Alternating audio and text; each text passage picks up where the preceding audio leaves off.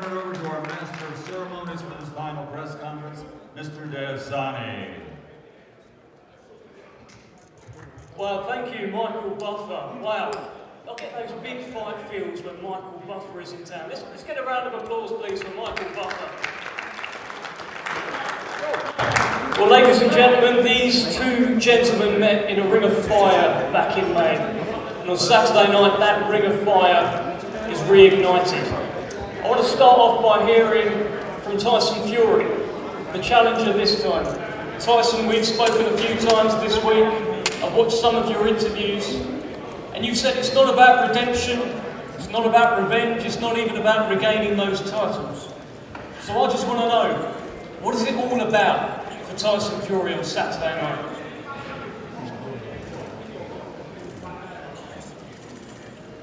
I'm going to dish out a whole lot of pain. I'm going to put this fucker in the hurt locker, for sure.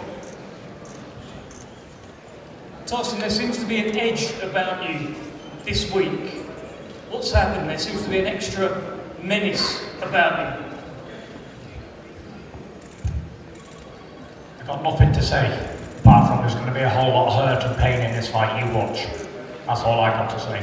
Talking's been done. You know, the first fight, I talked to Joe, tore me career. This time I'm serious. I'm going to do some fucking damage here on Saturday night. Watch me go to work on this fucker. Thank you, Tyson. Let's get an opening word from the defending champion, Oleksandr Usyk. And we've heard what it's all about for Tyson Fury. It's about causing pain, causing hurt. What is it all about for Oleksandr Usyk on Saturday night? Доброго вечора всім, дорогі друзі. Good evening, ladies and gentlemen, dear friends. Зараз це тільки розмови, все буде 21 грудня в рингу. Зараз шоу, камери, 21 грудня буде все серйозно. Now we have just a performance, talks, cameras, light, kind of show.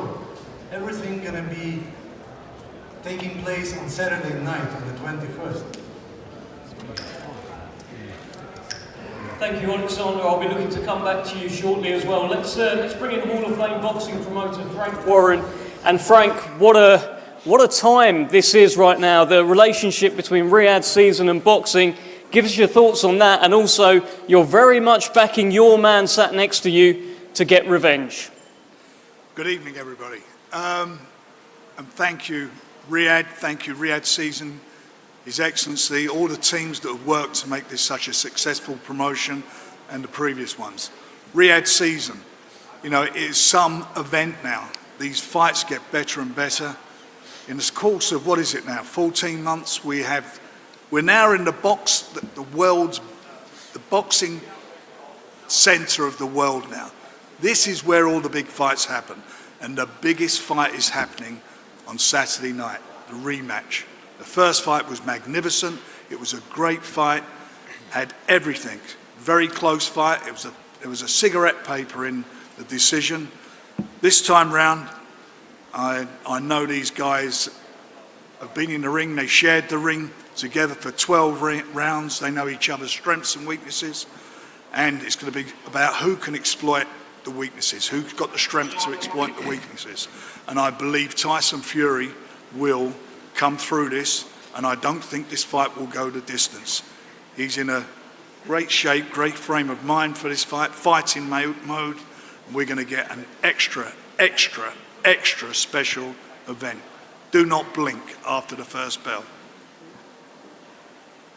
Thank you very much, Frank. Well, as you can see, we've got a brilliant card as well. We've got fighters at various stages of their career. There is a young man sat on the end there, Muhammad Alakal, who is representing Riyadh, a real point to grassroots boxing coming through in this country.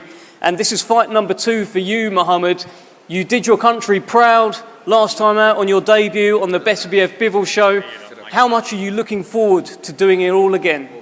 Thank you. Yeah, I've learned a lot in my debut, and I can't wait to showcase my skills this Saturday. I would like to thank His Excellency for giving me this opportunity and Gold Star. And you got a tremendous ovation last time. You expecting the same as well in there? Hopefully, inshallah. Best of luck to you, Mohammed. Let's move to a fantastic heavyweight fight. Two of the most popular British heavyweights in most recent years, Johnny Fisher and Dave Allen, 10 rounds for the vacant WBA International Heavyweight Championship. And I'm going to start with Dave Allen here. I can see a lovely haircut, I can see a bit of a jawline. You look ready to go. Talk to us.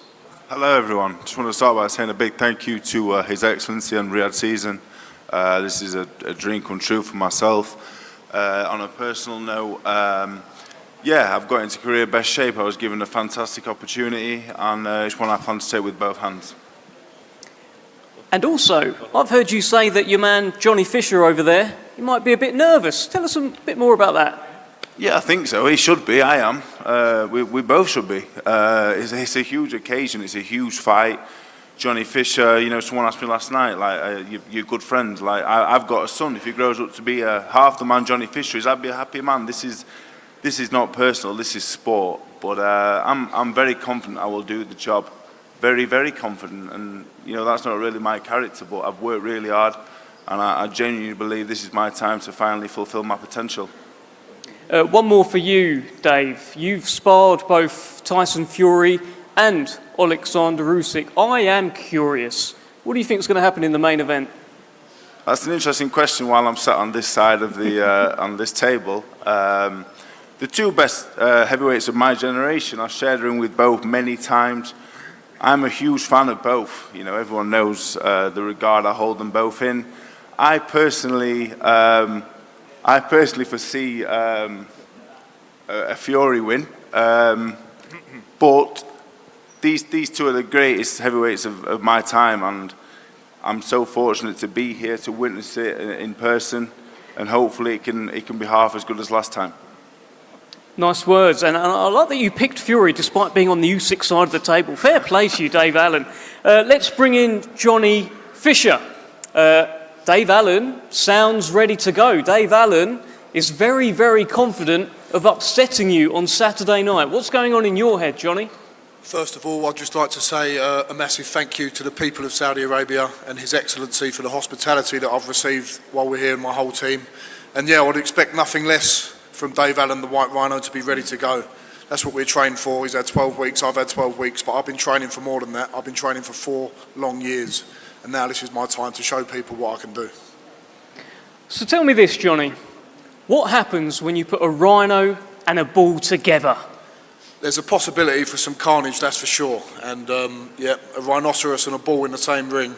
There's going to be fireworks, and I'm not going to take a backward step. I'm sure he won't. And I'm doing it for my family. I'm doing it to make everyone proud who comes and supports me, the people that are travelling over, but also the people that will be watching at home. I'm doing it for all of you, and you give me strength every time I fight. And are we expecting a big knockout, a big bosh on Saturday night? There'll always be a bosh, of course, but winning is all that matters. Victory at all costs, and it's an honour to be on such a big card, but I'm aware of what my job is. My job is to beat Dave Allen, whether that's in Saudi Arabia or somewhere back in England or anywhere around the world. I just happens to be on the biggest stage, on the biggest platform, but my job remains the same, win. Just a quick one, have you got a message for Dave Allen down the other end of the table? Nothing, as he said, he's a good friend, but there's no friends in that boxing ring on Saturday night. We're going to be trading leather. And I'm sure I'll shake his hand before and I'll shake his hand after. But for now, when we're in that ring, we're enemies. Thank you, Johnny. Let me bring in Eddie Hearn at this point, chairman of Matchroom Sport, sat next to Johnny Fisher a couple of seats down. A couple of things here for you, Eddie. Talk to me a little bit about this fight. And also, I've been watching your interviews. It sounds like you're also the chairman of the Tyson Fury fan club these days. You're backing Tyson to do it. Yeah, thanks, Dev. Just to echo the words of Frank Warren as well, I think this has been the most incredible year. You know, they say, if you love what you do, you'll never have to work another day in your life. And this has been definitely my most enjoyable year in boxing so far. And I don't think myself or Frank or Spencer would have worked the way we have without the passion of His Excellency, because no one is getting myself and Frank Warren up at 5 o'clock in the morning to do a Zoom in our pyjamas like His Excellency. And we do that because we share his passion for the sport. We like money, we all like money. And these fighters deserve as much money as possible. But we feel his energy, we feel his passion for the sport of boxing, and we embrace it. I think it's also important to say the change that we see in Riyadh and the country of Saudi Arabia. We first came here in 2019 for boxing. I think the country is unrecognisable since we came then. And not just through boxing, but the spirit and the energy and the positivity that the younger generation have, and the feeling among the people is something that I'm quite jealous of, being from Britain. It's an absolute pleasure to be here. I feel full of spirit every time I step foot in this country. And of course, what they're doing for boxing, as Frank said, is become the central hub for boxing. In an era where Las Vegas and London and New York took that title, now the eyes of the sporting world will be on Riyadh on Saturday night. So, of course, on this fight, Dev, Johnny Fisher is someone that's very important to us. And Dave Allen is someone we're very fond of. Two incredible heavyweights who should be nervous, because this is a platform that they've never been on before, the biggest stage of all. And regarding the main event, as I said to my friend Alex Krasuk earlier, I've got a lot of history with Oleksandr Usyk, but I am backing Tyson Fury, of course. He's the Brit. I've become fond of this gentleman next to me as well, Spencer Brown and the team. And I said before, I said, you're not like, I mean, because he's a good guy. You've got to be kinder to him. He's been your friend for a long time. If you heard the nicknames,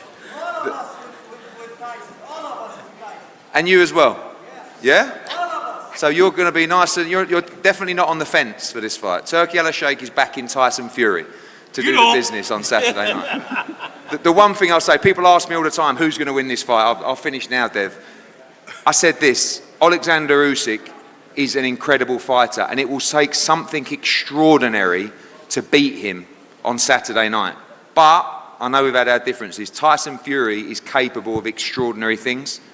I think his victory against Vladimir Klitschko in Germany, I watched that in a hotel on a laptop in America. I thought he had absolutely no chance. He won every single round. When he fought Deontay Wilder in America, I thought he had absolutely no chance. He was robbed in the first fight. He smashed him to pieces in the second fight. Two generational great heavyweights, two credits to the sport. May God bless you both on Saturday night, but most of all, I can't believe I'm saying it, may Tyson Fury be victorious on Saturday night for Britain and get this championship back. Thank you very much, Eddie. Oleksandr Usyk here stared at you for most of that, so fair play holding your nerve there. Let's move things along. A brilliant heavyweight fight. It's the co-main event on Saturday night. There is a young man here who many believe that when these fellas retire, when Fury and Usyk are gone and this current crop are gone, this man will be the one to carry the torch forward and be the heavyweight moving forward. 19 years old, Moses Itauma. But he's in tough, he's in deep. Dempsey McKean is by far the biggest test of his career. And we'll start with Dempsey McKean here. This is 10 rounds, by the way, for the WBO Intercontinental and vacant WBA International Heavyweight Championships. Dempsey McKean, now, you've just heard it from me. You've probably heard it all week. All the talks about Moses and what Moses can do and what he's going to go on to achieve. But you are a 6'6" Australian tower, and you got your own plans, right? Yeah, definitely. First and foremost, I'd like to thank His Excellency and the beautiful Kingdom of Saudi Arabia for hosting us, giving us a platform to be able to come here and fight and showcase it all. But yeah, it's all the Moses show at the moment, isn't it? But you know what? I don't mind. I'm kind of used to being the underdog a bit, especially with the Filip Hrgović fight. And you know, I've had a really good training camp. My sparring's been good. Everything's been on point, and I'm ready to disrupt the Moses show come Saturday. Okay, thank you very much, Dempsey. Let's bring in Moses Itauma. You've just heard from the man who is looking to disrupt the Moses Itauma show on Saturday night. What are you thinking? It didn't sound believable, I can't lie. But I want to start off by saying thank you very much, Turki Al-Sheikh, for giving me this opportunity to fight on shows like this. Like, listen, I'm just a teenager from Chatham. It's mad that I'm underneath bright lights. I'm on the same table as Tyson Fury, Frank Warren, Eddie Hearn, Spencer, Oleksandr Usyk. I'm grateful. I'm grateful for this opportunity. I'm going to take it with both hands. And I'm living this up as much as I can. It's funny though, like, I'm 19-year-old, I only turned professional last year. Dempsey McKean's has double amounts of fights, and yet he's the underdog. Listen, I'm not looking past Dempsey. For me, this is like my world title fight. Thank you very much, Moses Itama. Brilliant fight on Saturday night, Itama against Dempsey McKean. Let's start talking again about the main event. Let's get a trainer's eye from Serge Lapin, part of the Usyk coaching team. And Serge, you've got 12 rounds of data now as a team. What's going to happen on Saturday? Have you had to change much? Give us your thoughts.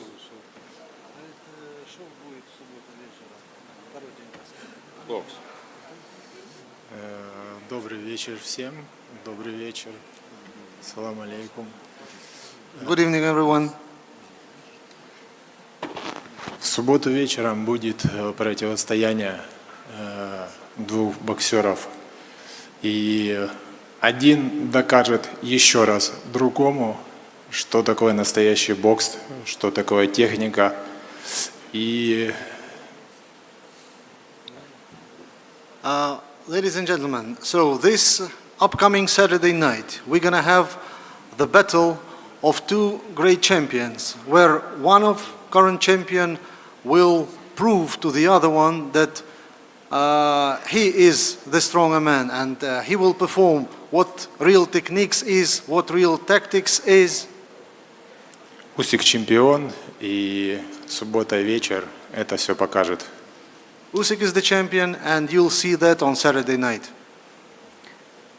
Perfect. Thank you very much, Serge Lapin. Let's bring in legendary boxing promoter Bob Arum. And Bob, you are very much in the Tyson Fury camp. Give us your thoughts on Saturday night and where it sits historically as well. First, I want to say to everybody out there that this is the way you speak English, not like my British friends. Right?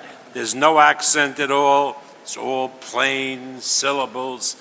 And it's so much of a delight for me to be here in Riyadh, to be with my friend, His Excellency, who we've become really friends, and we enjoy each other, and that's very important. And looking to the fight, I'm not going to talk about great fights and great fighters, because it will be a great fight, and these are great fighters. But I'm not only been Tyson Fury co-promoter, but also I'm a Tyson Fury fan. And if anybody had watched the second Wilder fight, first one, remember, was a draw, and Wilder hit him with a punch that no human being could get up from, and Tyson did. And Tyson, in the second fight, knew what he had to do, and he won that fight in real one-sided way. And I'm looking forward to him fighting in that way and being successful on Saturday night. That being said, he's fighting a tough, skilled Ukrainian. And personally, like many Americans, I'm so proud of his people, the Ukrainian people, how hard they've been fighting and what they've been accomplishing, fighting a much bigger country. And never, never, never count out a Ukrainian. And Oleksandr Usyk typifies the strength of Ukraine, but he's in on Saturday night with one of the best heavyweights of all time, Tyson Fury, and I'm very confident that our man Tyson will emerge victorious. Thank you. Thank you very much, Bob Arum. Let's head back to the Usyk side of the table. Let's bring in Egis Klimas. Egis, you have been pretty active actually on social media, hammering home the point that your man's going to get the job done. Tell us why he's going to get the job done. Good evening, Riyadh. Beautiful, beautiful city, beautiful country. A little bit cold nowadays, but, well, never expected. Thank you, His Excellency. Thank you, people, for organizing this. Listen, Oleksandr Usyk has been the champion on the road. He's a warrior on the road. As you just heard a couple of minutes ago, We all for Tyson. Tyson, we all together. In May here, last few months ago in May, Oleksandr Usyk proved to the whole world when he became undisputed champion of the world, winning against Tyson Fury. At that point, we as a team already fought. We don't have nothing else to prove. We did everything. Every single fight Oleksandr fought, he never fought at home. He fought in UK, he fought in the United States.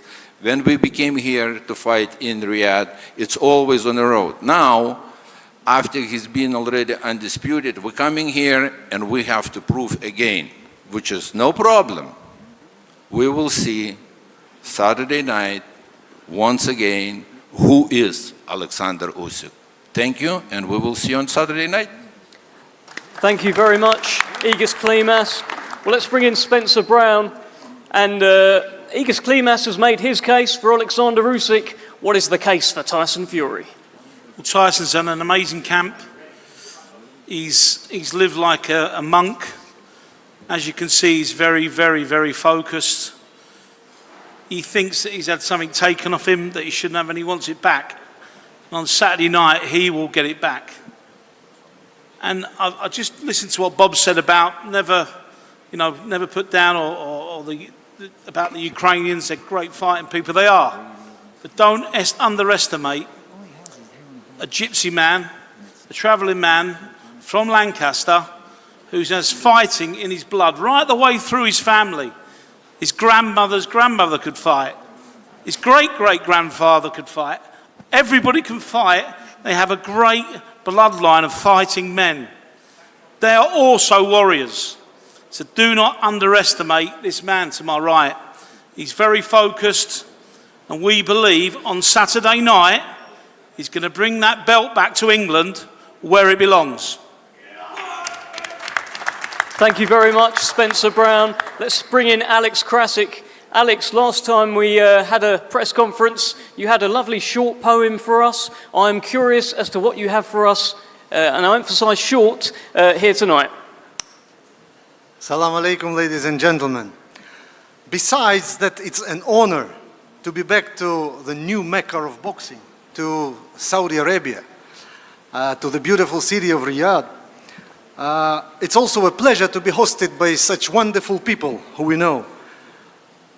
Who could ever imagine that a small, common, young kid from Simferopol, from Crimea, one day becomes the two-time undisputed?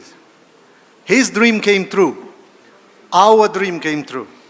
His fans' dreams came true. There is a man in the kingdom who has a habit of making dreams come true. Your Excellency, thank you very much. And one more gratitude goes to Gypsy King. We know that he is not very good at making the rematches, but we must admit that courage and bravery lives in his heart. Tyson, thank you for being here.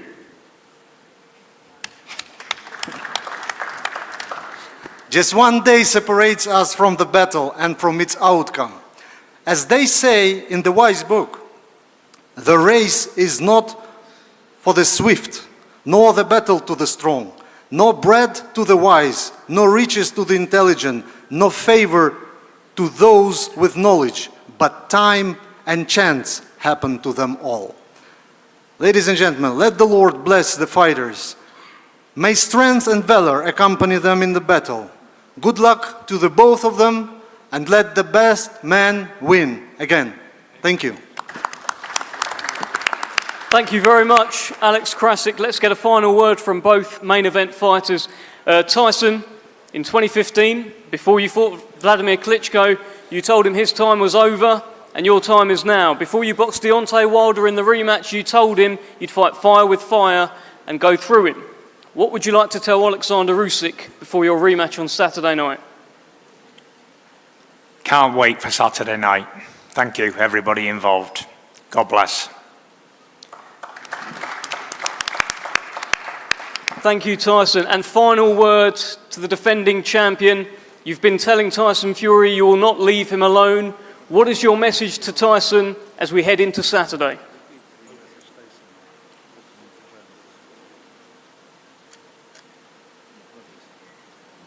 Don't be afraid. I will not leave you alone. See you on Saturday.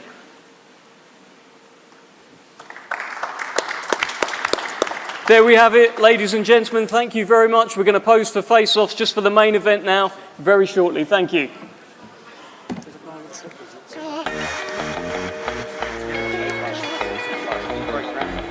So there you have it, that's the final press conference, and that really is the talking done now. They may say a few words at the weigh-in tomorrow. I ain't got no paper and the missus locked me out. Ain't no staying at my mum's, it says my sister got the shouts. Players, quite a lot of people on those two top tables, as many promoters, managers and trainers as there were fighters, but from the two main men there, it's in keeping with what we've had this week, because it's been kind of like a crucible this week, hasn't it? It's been intense.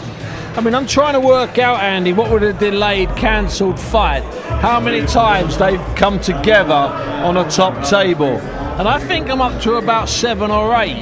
That's an awful lot in a 12-month, 13-month period or whatever it was. An awful lot of times that these guys have been together to announce a fight. I don't mean, open workers. I'm talking about actually on a table. I mean, it's at least 6 or 7. That's an awful lot. I mean, most fighters don't go through that many press conferences with opponents in their entire lives. And they've done it together, I think, at least 6 or 7 times. Couple for the first one that fell out of bed, then one for the new one, then maybe one when they were here. This is at least the second time they've done this. The first, so we're on 7 or 8, comfy. Yeah, no, it must be. It must be. And you can see that Fury just cannot wait to get to Saturday night. He knows he's 1-0 down. He knows that there isn't really too much he can say when that's the score, and he hasn't really attempted to say too much. Usyk had another great entrance there. They're still enjoying this. They're still going to town a little bit. Alex Krasik got quite lyrical. They still got that glint in their eye, Team Usyk, that they always have, like they know something we don't. And in the past, they have known something that we don't. They've known how to beat whoever it is in the opposite corner. I'm looking at them there. Let me just turn around now. I need to see this with my own eyes. Now, I think that is a harsher, steelier look than we've seen in the past. That looks a little bit more serious than normal. Intent.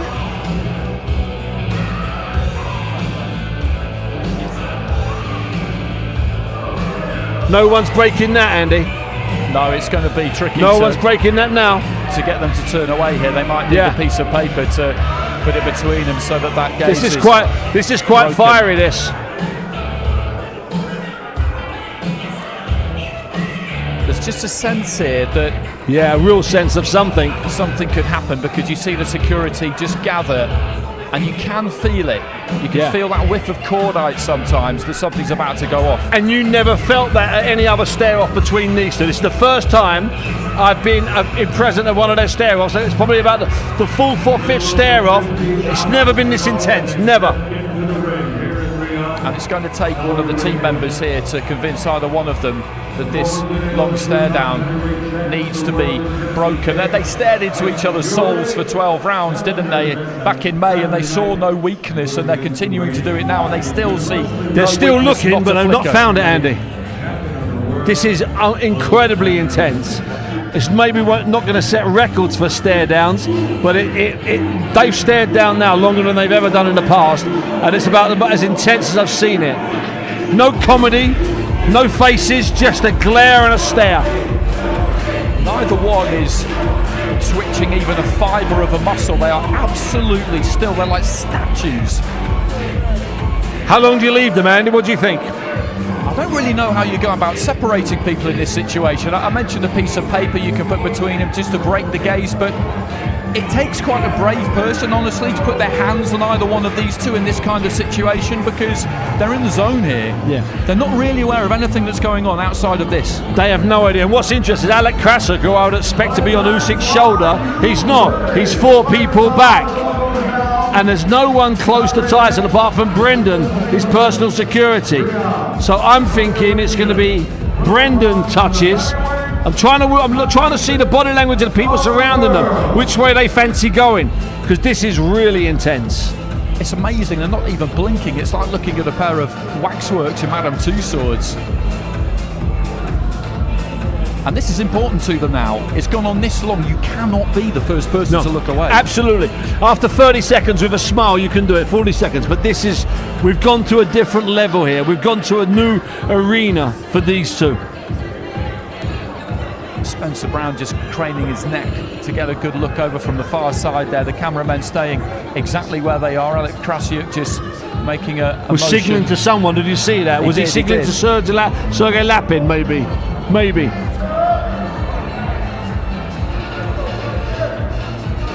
And Fury's gone into that place. They both have in this current moment, but in camp as well, he's gone into that place. He's gone for that old school seclusion where he's really just sat in the misery of defeat. He claims otherwise, that he didn't really take time to process it. Rubbish. It is what it is. Yeah, rubbish. That's not what they do. Absolute rubbish. You know and I know that's not the case.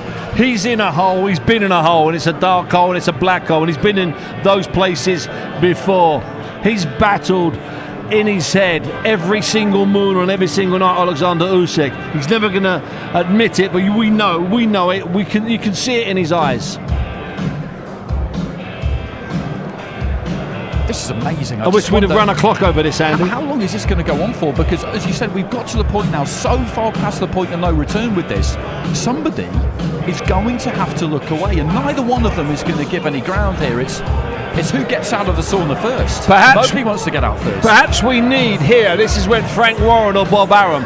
Bob Arum's left the stage. I believe Frank Warren has too. So we're left with other people, maybe people that would maybe have a risk stepping in between them. Turki Al-Sheikh left the stage several minutes ago. I think really he's the only person in this situation who can handle this, because if you're a team member of Usyk or Fury, I would be very reluctant to try and tell either one of them, look, we need to go, because they won't like it. They won't take kindly to it. And I can see Spencer Brown has now got closer. Krasiuk's moved a little bit closer. Krasiuk and Spencer Brown are laughing. I'm looking at their lips. I don't think they're talking, Andy. I think it's just the face, just the eyes, just the look. And that's the scene. It's just encapsulated perfectly below that banner, reignited. Usyk Fury 2. We're a couple of days away. And this week, as we said at the start, we hit the ground running. We were at full throttle straight away because we had the story from May. We had the narrative in place. We saw immediately. We did a sit-downs on Monday, Stephen. Anyone who went anywhere near Fury, you could get the vibe off him. Straight away. The aura off him that things were different. Things were different this time. No fun and games. He wasn't relaxed at the start of the week. He just wanted to get down to business. And Usyk has always been that way. He's always been that way. And there's not really anything anyone can do here. Andy, I think we might be up to 6 or 7 minutes here. I really do. I wish we'd have kept a bit of movement from Fury. Just his shoulders moving. He's not talking, but they are nodding at each other. So they're communicating with their eyes, Andy. He threw us a feint there, Tyson, didn't he? Just a little movement, yeah. And people might wonder why this is important. Why does it matter? You don't win a fight in a stare down. That's what people say. But when it gets to this kind of level, this kind of length, now it does matter. And Lennox Lewis would disagree with you. He said, I'd win my fights at the press conference, at the weigh-in, in the ring before the first bell. Everyone talks about Mike Tyson taking people's souls beforehand. He does it. Maurizio Sulaiman has just someone's pulling to the stage here. Maurizio Sulaiman is getting in the middle of the two of them. I saw Spencer Brown just kind of called him up, and they're trying to use him as that impartial. They're slightly further apart now, Andy, as well.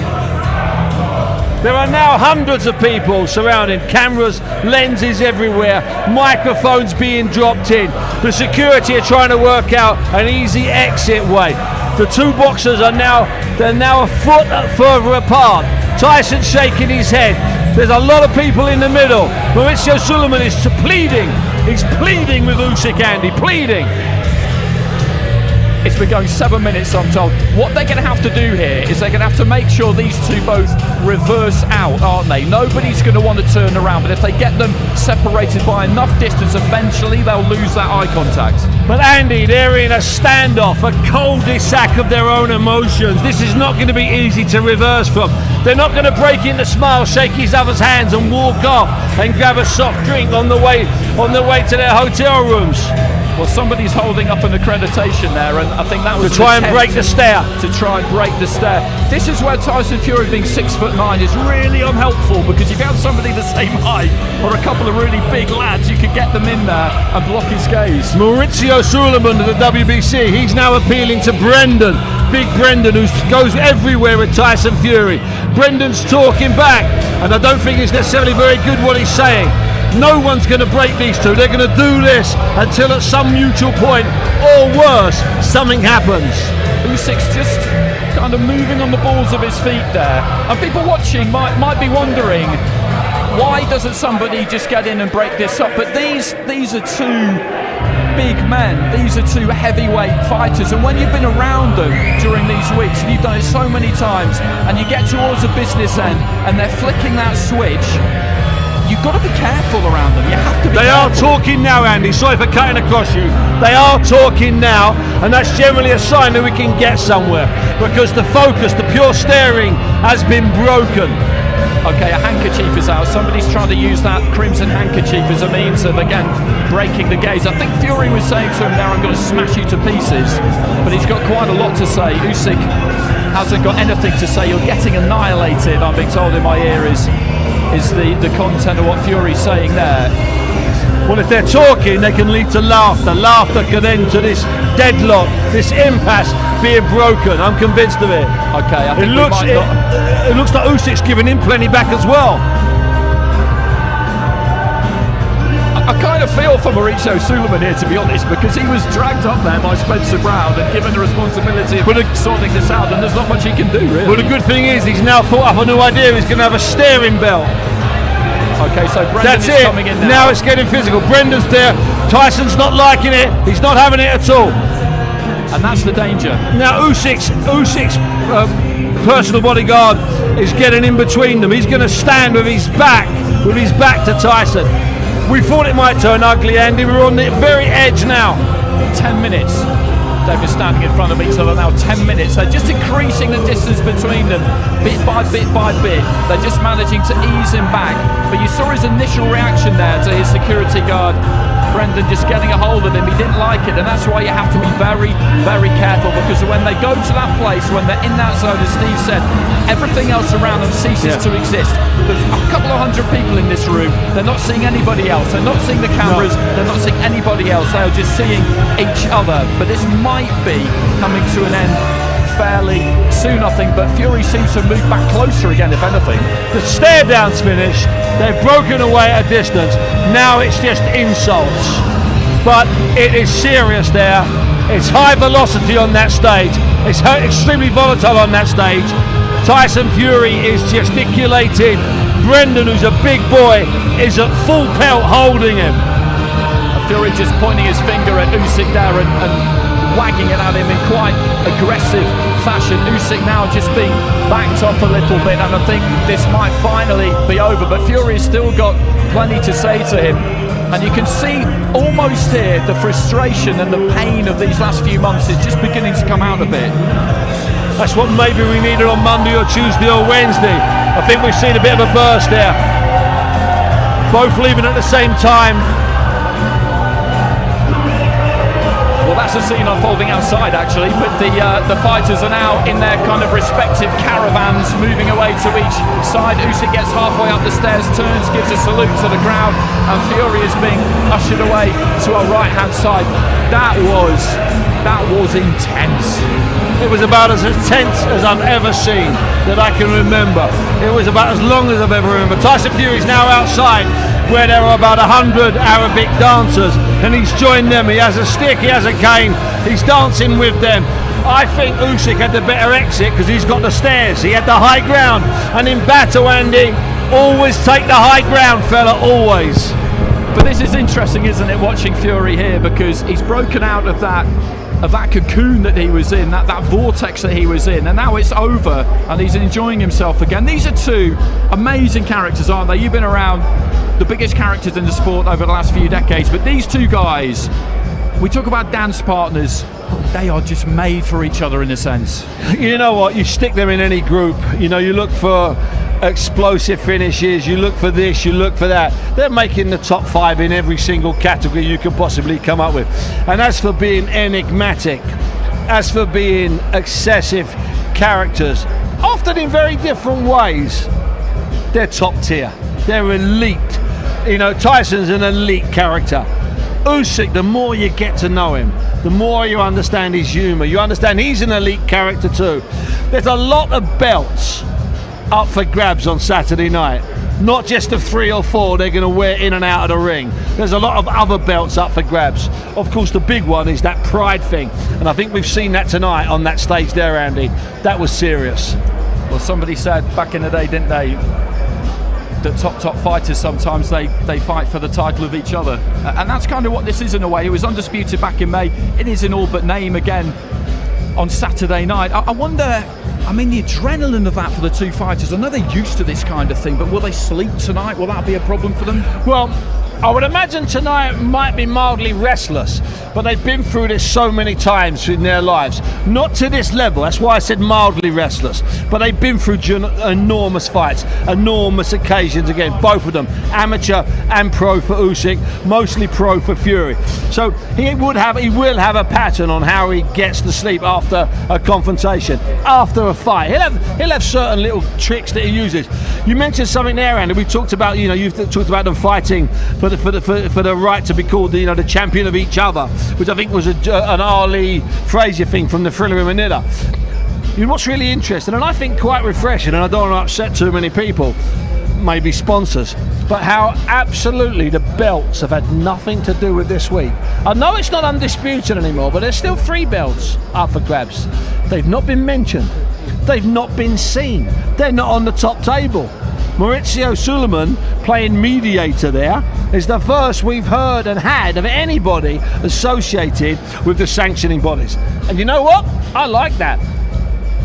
Absolutely, I think we all do. Oleksandr Usyk outside now where Tyson Fury was a few minutes ago, and all of the venues we've been to this week, it's been tight, it's been kind of intimate, hasn't it? Some other times things have been a little bit more spread out and the atmosphere can kind of escape, but everything's been contained. The temperature's been high, even though it was kind of cold last night. It was freezing, Andy. Stop fibbing. It was freezing. But you know what I'm saying? Yeah, absolutely I do. I think everything's been a little bit, I'm going to use a word, how about this? It's all been a bit more personal this week. It's all been a little bit closer, not so distant. You feel like you're in the middle of it. You feel like you're in the thick of it a little bit more this week. The open workouts yesterday, even the red carpet, it was all a little bit claustrophobic, and I just felt, it was a bit more personal.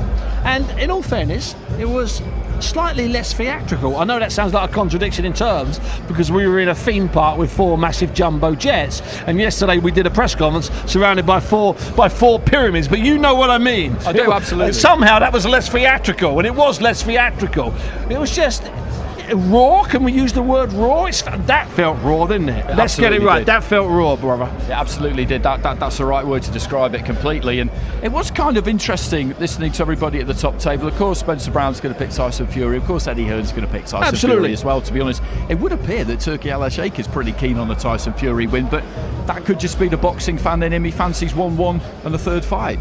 What have you heard about a third fight? Because I spoke to Frank Warren today. He said to me that it is contractual if it goes to 1-1. I've heard Bob Arum has said that it's not. I mean, where are we at with that? I'm getting ahead of myself. But No, my understanding is it is contractual, and it would go to 1-1. But you know what, Andy? How about this? Even if it was a massively close decision for Usyk, a bit like the last one, which was a tight decision. I thought Usyk won. He needed that extra point in the 9th round from what was given as a knockdown. So what if it's the same fight as that, and Usyk's even 2 up, and Tyson really knows how to beat him in the third fight? I could see there still being a third fight, assuming they both fight on.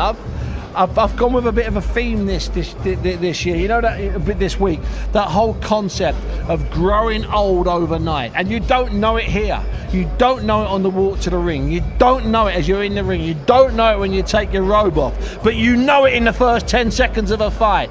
That could happen to both of them. Now, I spoke to, I'm not going to name them, 3 or 4 major characters who are on that top table. And when I said to them, a really innocent question, do you think there's any chance that one of them could grow old overnight in this? And before I could say fight, they all said yes. Now, that really shocked me. So 3 or 4 of the top men on that table all said yes before I'd finished the sentence. Now, I don't think they would have said that in May if I'd have asked the same question. No, agreed. It's something I've been thinking about because that first fight takes it out of you. It's going to take a chunk off you. There's absolutely no question about it. It's something that's going to take it out of you and take a chunk off you. Just watching it was that face-off. 10 minutes we had with Tyson Fury and Oleksandr Usyk staring deep into each other's souls. And like in May, they saw no weakness. There will be no weakness on Saturday night. We're off for a lie down. We'll see you at the weigh-in tomorrow.